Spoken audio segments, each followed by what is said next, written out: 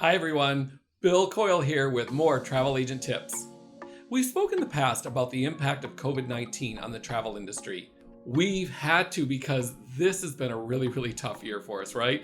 In particular when it comes to cruising. We could not move in that direction, right? They just weren't going, and our clients were asking us about it. They were talking about the cruise industry, but we just weren't moving, right? There were no ships in the water. All of our major mainstay cruise lines that were out there were suddenly dry docked. Very sad time for all of us in the industry, but we are finally seeing light at the end of the tunnel with sailings happening soon.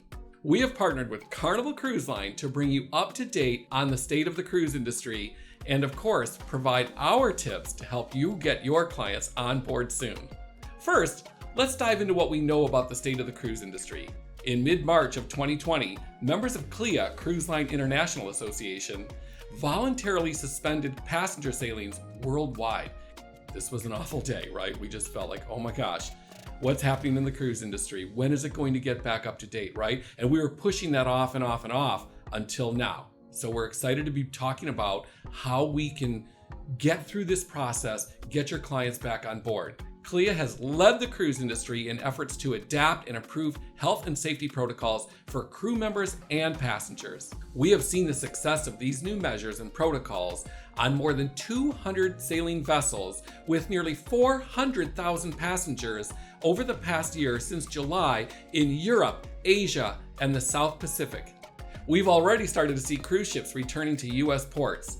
For instance, July 2nd will be our first sailing from Florida. So we're super excited for Royal Caribbean and the Freedom of the Seas to be sailing during that time. And we're excited to already be seeing Carnival cruise ships in our US ports. The US government also was able to get the Passenger Vessel Services Act waived all the way in through 2022, which has a huge impact on our clients who are traveling to Alaska.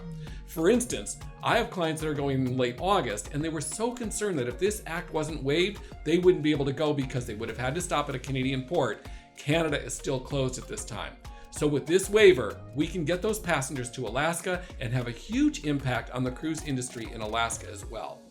There has been so much effort put into the safe return of cruising, and in the end, it's all about the passengers.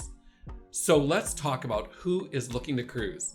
According to a 2020 survey conducted by CLIA, 74% of cruisers are likely to cruise again in the next few years. That's a huge number. 2 out of 3 are willing to cruise within a year. Just remember this, agents, because that's really critical for your database. And 58% of international travelers who have never cruised before are likely to take a cruise, their first cruise, in the next few years. Loyal cruisers cannot wait to get back on board. I know my clients are chomping at the bit to get back on board. These people are high-level cruisers and they're waiting to get out there, and they're the first that are signed up to sail. So we all know those prospective clients are out there. How do we reach them? We need to just get out there and bust the myths about cruising. Myth number 1, cruising is a higher health risk than other vacations. Could not be further from the truth, right? We have to take into consideration that although we've never had a guarantee of health from people coming on board with either the norovirus or any type of flu, we certainly are right now taking full advantage of the fact that CLIA is doing 100% passenger and crew testing. Cruise lines will have mask and social distancing policies, and just think about all the ventilation updates and upgrades that have happened over the past year. Let's compare all-inclusive trips to cruising. Changes to food preparation, just think about the buffets. Those are going to change drastically. They already have in the all-inclusive factor, and they're certainly changing in the cruise industry. And servicing of those, right? It's all going to be personalized and privatized.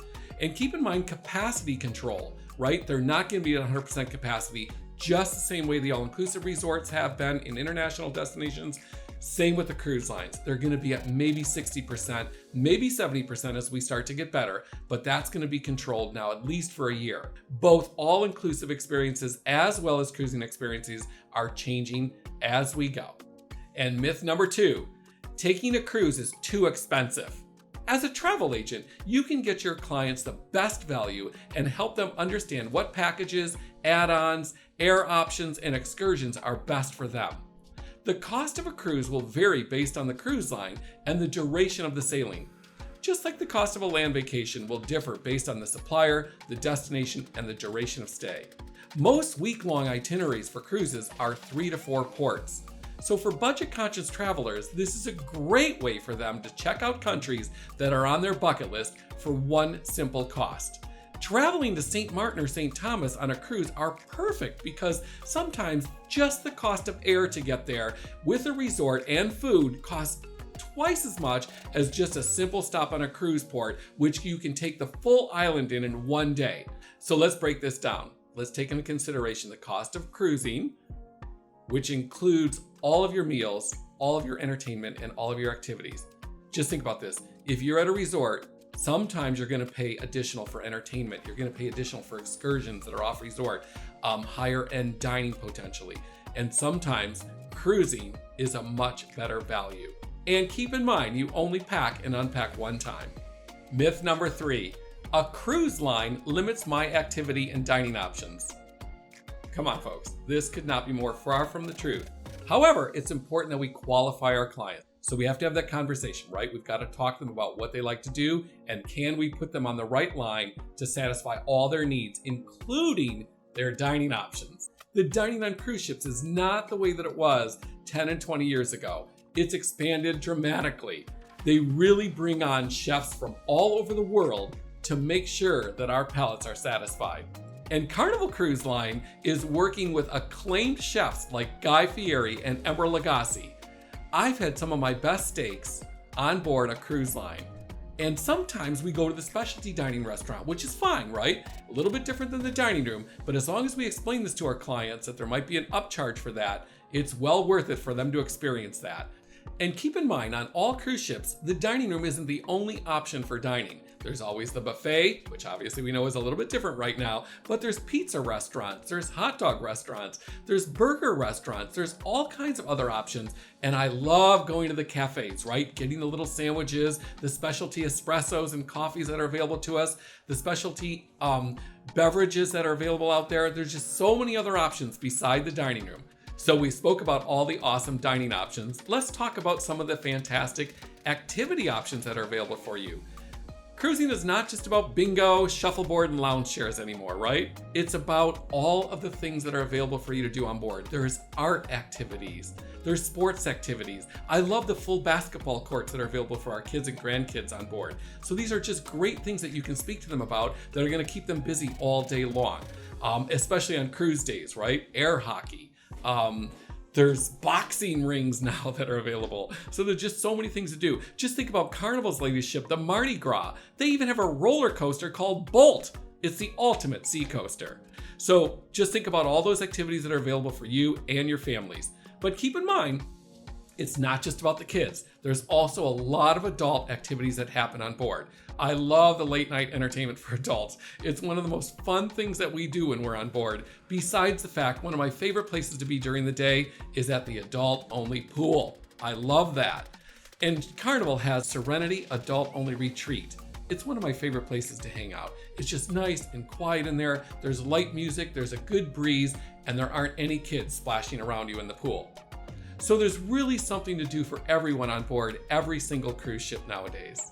So let's just wrap this up. Let's remember how depressed we were in 2020 when we couldn't sell any cruises, when cruising wasn't happening, to what's going on in the excitement in 2021, right? We're starting to see a revamp. We're seeing awesome safety protocols that are happening for our clients.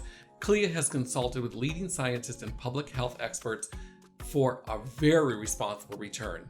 It's very important to stay informed on all things that are happening in the cruise industry, and one of the best ways is cruising.org through CLIA.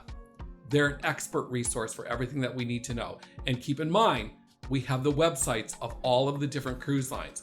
Critical up-to-date information is on there. It's not difficult to find, it's easy, it's resourceable, and it's something that you can click on and send right to your clients so they're up to date as well. If you're part of a host agency, they can also be a great resource for you. At KHM Travel Group, we use several communications to stay in touch with you, our travel agents. We use weekly emails, Facebook Lives, and now we have KHM Today, our weekly talk show, which you can watch right here on this YouTube channel. Most importantly, don't make promises to your clients. Be sure to work with them through the entire process so that they understand everything you understand, and they have to do their homework as well. So thinking back to the statistics that we spoke about earlier, use this as an opportunity to expand your business. And we all know that our loyal cruisers are ready to get back to sailing because they're used to cruising, but this is a great time to consider offering this to new cruisers or people who haven't cruised before because of the fact that we're under capacity control. Newest and greatest standards and protocols ever in the industry before. Just reassure them of their safety, get them on board. They're going to love it and want to come back to you and stay loyal to become one of those loyal cruisers for the future. Thank you so much for being with us today. Thank you again to our sponsor, Carnival Cruise Line. They're always open, honest, and sincere about their efforts in getting us back to cruising. Please comment below what travel agent tips you may want to see in the future. Don't forget to like this video and subscribe to our channel.